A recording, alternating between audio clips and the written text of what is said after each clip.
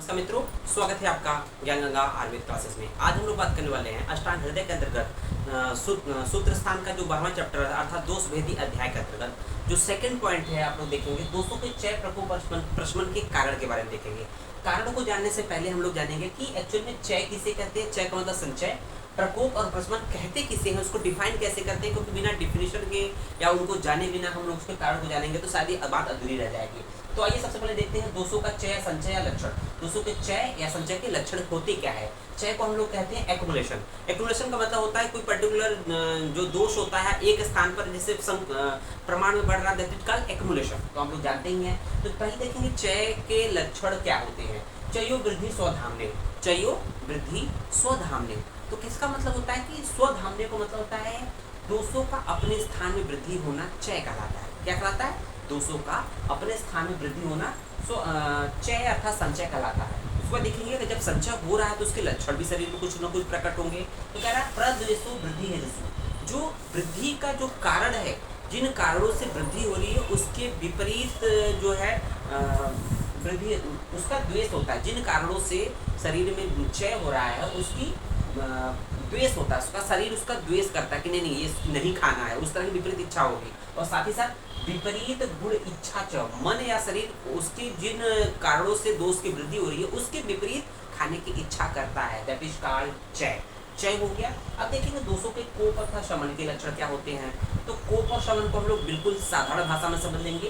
कोप का मतलब होता है प्रकोप अर्थात एग्रीगेशन कहते हैं, और शमन को बोलते हैं एलिवेशन। तो यहाँ देखेंगे कि कोप को पहले डिफाइन किया गया, कोपस्तु उन्मार्गामिता। एक लाइन में बहुत ही सटीक उन्होंने बहुत ही इंपॉर्टेंट दे दिया है, कोपस्तु उन्मार्गामिता। उन्मार्गामिता का मतलब होता है कि दोष अपने स्थान से दूसरे स्थान पर चले जाए, दैट इज कॉल्ड उन्मार्गामिता। उन्मार्गामिता, ठीक है ना। स्वमार्गामिता मतलब अपने स्थान पर अपने रास्ते पे चलना। आप अपने रास्ते से भटक जाएंगे तो उसको बोलते हैं उन्मार्गामिता, ठीक है ना। तो दोष जो पर्टिकुलर स्थान होता है शरीर में, उनका पर्टिकुलर विशेष स्थान होता है, उस स्थान पर संचय होने के बाद अगर उसका प्रमाण ज़्यादा होगा तो स्वाभाविक सी बात है इधर उधर बहेंगे, लड़ाएंगे या जो भी चीज़ें इधर होंगे, तो उसको बोलते हैं दोषों का अपने स्थान से इधर उधर चले जाना, वो कोप या प्रकोप कहलाता है। अब इसके लक्षण क्या होंगे। लक्षण देखेंगे, लिंगा नाम दर्शनम स्वेशाम, अर्थात जो दोष होते हैं अर्थात वात पित्त कफ अपने अपने के अनुसार लक्षण प्रकट करते हैं। और साथ ही साथ कहते हैं अस्वास्थ्य अर्थात स्वास्थ्य ठीक नहीं रहता है व्यक्ति का। साथ ही साथ रोग संभव और रोग उत्पन्न हो जाते हैं। और देखेंगे तीसरा है आपका शमन के लक्षण। शमन का मतलब होता है कि जब कोप के बाद दोष प्रकोपित हो गए, फैल गए संपूर्ण शरीर में, फैलने के बाद ये पुनः अपने स्थान की तरफ लौटते हैं, दैट इज कॉल्ड शमन। जो प्रमाण में बढ़ गए थे, अपने स्थान से दूर चले गए थे, अब वो पुनः लौटकर अपने स्थान में आएंगे, अपने प्रमाण बनाएंगे, दैट इज कॉल्ड शमन या प्रशमन। तो यहाँ देखेंगे स्वस्थान से समता। समता का मतलब क्या है कि अपने प्रमाण दोष जो बढ़े हुए थे अपने प्रमाण में पुनः लौट कर चले आए, अपने स्थान पर चले आए और प्रमाण में रहे, दैट इज कॉल्ड शमन। और साथ ही साथ क्या होता है, विकार असंभव है। जो रोग उत्पन्न हुए थे वो धीरे धीरे समाप्त हो जाते हैं। तो विकार असंभव अर्थात विकार की संभावना खत्म हो जाती है, विकार वो खत्म हो जाते हैं। उसको देखेंगे वातादि दोषों के क्षय आदि का काल। जो ये वातादि दोष अर्थात वात पित्त कफ का जो क्षय है, प्रकोप है और शमन है, इनका पर्टिकुलर काल होता है। तो हम लोग जानते हैं कि जैसे वात दोष है, पित्त दोष है, कफ दोष है, तो वात दोष का किस ऋतु में क्षय होगा, किस ऋतु में प्रकोप होगा, किस ऋतु में शमन होगा, इसको हम लोग आज ट्रिक के माध्यम से समझ लेते हैं। तो इसको देखेंगे क्षय प्रकोप शमन को समझने के लिए हम लोग ने ट्रिक बनाया वात पित्त कफ 3 4 1। वात पित्त कफ 3 4 1। तो हम लोग को ये याद रखना है कि 3 क्या है, 4 क्या है, 5 1 क्या है, 3 से 41। वात पित्त कफ 3 से 41 याद रहेगा बच्चों। तो देखेंगे इसको क्या है, पहले श्लोक में पढ़ते हैं। ये हम लोगों ने कुछ इस तरह बनाया है। श्लोक देखेंगे कि क्षय प्रकोप प्रशमन वायुर ग्रीष्मादिषु त्रिषु। तो कह रहा है कि जो दोषों का अर्थात जो वायु का क्षय अर्थात संचय, प्रकोप और प्रशमन कब होता है, क्रमशः ग्रीष्म आदि 3 ऋतुओं में होता है। तो इसको हम लोग को समझना है कि वात का जिसे देखेंगे हम लोग यहाँ क्या, शिशिर बसंत ग्रीष्म वर्षा शरद हेमंत, 6 ऋतुओं को हम लोगों ने इस तरह बना लिया है। अब 6 ऋतु हमारे सामने दिख रही है, तो 6 ऋतुओं का सीक्वेंस हम लोग बना लिया।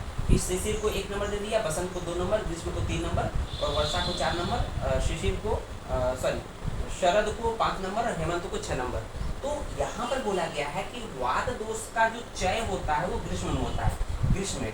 तो ग्रीष्म में देखेंगे वात दोष का चय ग्रीष्म में बताया गया है, और देखेंगे इसका जो प्रकोप है वो वर्षा में बताया गया है, शमन क्या है शरद में बताया गया है। तो वही कह रहा है ग्रीष्म आदिशु, तो ग्रीष्म वर्षा शरद ये कंटिन्यू तीनों एक साथ रहेंगे। ग्रीष्म वर्षा शरद तीनों वात के साथ है, किसके साथ है, ग्रीष्म वर्षा शरद, इसलिए हम लोगों ने 3 नंबर दे दिया यहाँ पर। ग्रीष्म से शुरू करेंगे, ग्रीष्म का मतलब ग्रीष्म वर्षा शरद, तो 3 का मतलब 3 4 5, 3 का मतलब 3 4 5, 3 4 5 याद रहेगा। तो वात का चय प्रकोप और प्रशमन कर्म ग्रीष्म आदिशु अर्थात ग्रीष्म वर्षा शरद में होता है। उसी तरह से पित्त का देखेंगे, वर्षादिशु तो पित्त का जो संचय प्रकोप प्रशमन वर्षा आदि में होता है। तो वर्षा कहाँ है, यहाँ वर्षा है, तो वर्षा को पकड़िए, वर्षा के नीचे 2 ऋतु और ले लीजिए, वर्षा शरद हेमंत। वर्षा शरद हेमंत क्या हो गया, वर्षा शरद हेमंत ये हो गया आपका पित्त वाला, ठीक है ना, ये पित्त वाला हो गया। तो हम लोगों ने यहाँ देखा है पित्त वाला। वर्षा शरद, वर्षा में वात का मतलब पित्त का चय हो गया, संचय होगा, शरद में पित्त का प्रकोप होगा, और हेमंत में मतलब पित्त का शमन होगा, वही कह रहा है। उसके साथ साथ देखेंगे श्लेष्मण शिशिरादिशु, जो श्लेष्मा अर्थात कफ का जो चय प्रकोप प्रशमन शिशिरादिशु, तो शिशिर बसंत ग्रीष्म ये तीनों क्या है, ये कफ के लिए है, तो इसलिए कफ को, इसलिए हम लोगों ने 1 नंबर दिया था। 1 का मतलब 1 2 3, 1 का मतलब 1 2 3, तो 1 2 3 आ गया ना। तो इस तरह से जो कफ का जो चय होगा वो आपके शिशिर ऋतु में होगा, प्रकोप होगा बसंत में होगा, और ग्रीष्म उसका शमन हो जाएगा। उसको देखेंगे दोस्तों का चय का कारण, शरीर में जो वात पित्त कफ का जो एक्युमुलेशन होता क्यों है, चय का कारण क्या है, चीयते लघु रुच अभिरोष औषधि भी समीरण। तो हम लोग जानते हैं कि वात दोष का जो चय होता है किस ऋतु में होता है, तो वात दोष का चय ग्रीष्म ऋतु में हो रहा था। वात दोष का चय किसमें हो रहा था, ग्रीष्म ऋतु में होता है। तो हम लोग जानते हैं ग्रीष्म ऋतु में जो भी औषधि होती है या आहार विहार होते हैं वो लघु और रुच होने के कारण वात दोष को का तरह से चय करते हैं, संचय करते हैं। लेकिन क्या होता है कि ग्रीष्म ऋतु के उष्ण होने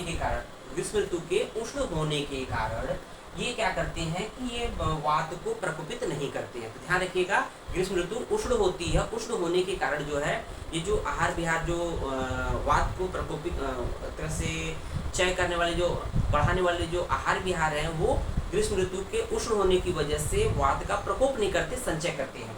दूसरा नंबर जो है पित्त के लिए है, अद्भिर अम्ल विपाका अभिरोषधिभिश्च तादृशाम पित्तम याति चयम कोपम न तु कालस्य शैत्यम। अर्थात 2 लाइन जो है पित्त के लिए है। तो पित्त का संचय कब होता है, तो पित्त का संचय हम लोग का वर्षा ऋतु में होता है। पित्त का संचय देखेंगे, पित्त वाला है तो संचय वर्षा ऋतु में हो रहा है, ठीक है ना।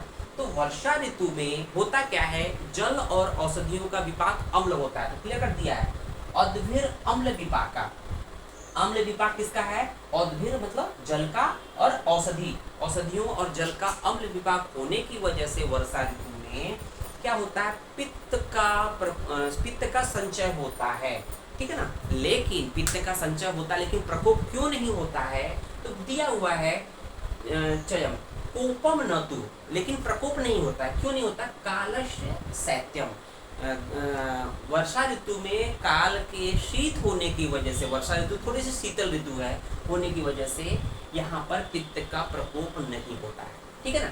तो पित्त का प्रकोप के लिए उष्ण ऋतु चाहिए, जहाँ पर वर्षा ऋतु थोड़ी सी शीत हो जाती है। अब देखेंगे तीसरा कफ के लिए है। कफ का जो संचय होता है वो कहाँ पर होता है, कफ का संचय देखेंगे शिशिर ऋतु में होता है, ठीक है। यहाँ लिखा है चीयते स्निग्ध शीत अभिरुद्ध उदक औषधि कफ, अर्थात जो शिशिर ऋतु में कफ का संचय हो रहा है। शिशिर ऋतु में औषधियों के मतलब उदक जल और औषधियों के स्निग्ध और शीतल होने की वजह से कफ का संचय होता है, ठीक है। संचय तो हो जाता है लेकिन प्रकोप क्यों नहीं होता है, क्योंकि देखा जाए तो जो यहाँ पर क्या है इस ऋतु में काल और देह, काल का मतलब शिशिर ऋतु, देह मतलब शरीर और समय काल दोनों का शीत होने की वजह से तुल्य मतलब समान होने की वजह से क्या होता है, यहाँ पर कफ का प्रकोप नहीं होता है, ठीक है। उसके बाद देखेंगे हम लोग दोष चयादि के अन्य कारण। तो यहाँ पर जो दोषों का चय हो रहा है, प्रकोप हो रहा है, चय प्रकोप प्रशमन के उसके अन्य कारण क्या है, तो देखेंगे इति काल स्वभाव, तो दोषों का चय प्रकोप प्रशमन काल स्वभाव से होता है ना।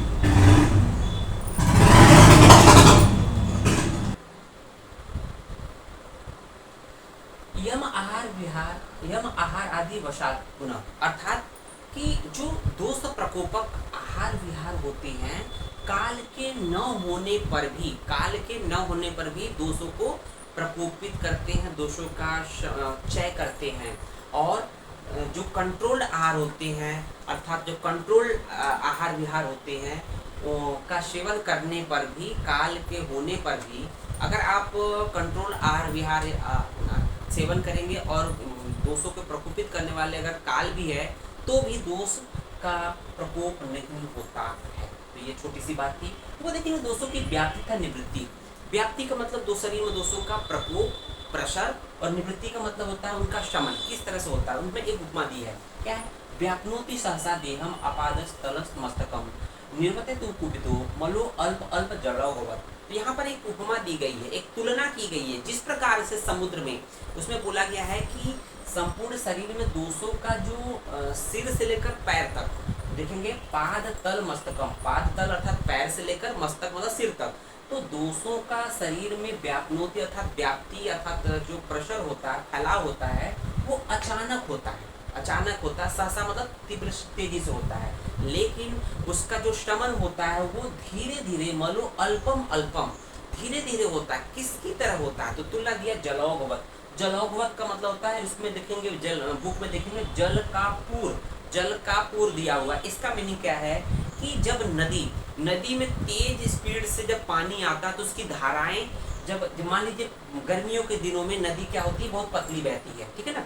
लेकिन जैसे क्या होता है कि जैसे उसमें बाढ़ आता है या उस तरह से तेज पानी प्रवाह होगा तो साइड में जो बालू में होते हैं साइड में पानी चले जाते हैं। तो देखिए जब तेज से वापस जब साइड में पानी आता है बहुत तेजी से फोर्स के साथ आता है, लेकिन जब लौटेगा तो बहुत धीरे धीरे लौटता है। इसी को बोलते हैं जल का पूर, या जल की जो धाराएं होती हैं किनारों पे बहुत तेज से आती हैं, लेकिन जब लौटेंगी तो धीरे धीरे लौटेंगी। तो यही पर जो तेजी से आता है उसी तरह से जो दोषों का शरीर में प्रकोप हो रहा है बहुत तेजी से हो रहा है, लेकिन उसका शमन बहुत धीरे धीरे होता है। तो इस तरह से हम लोगों ने ये लेक्चर कंप्लीट किया है। उम्मीद है वीडियो आपको पसंद आया होगा। वीडियो को अधिक से अधिक लाइक, शेयर, कमेंट, और अगर चैनल नए हैं तो सब्सक्राइब जरूर करें। धन्यवाद।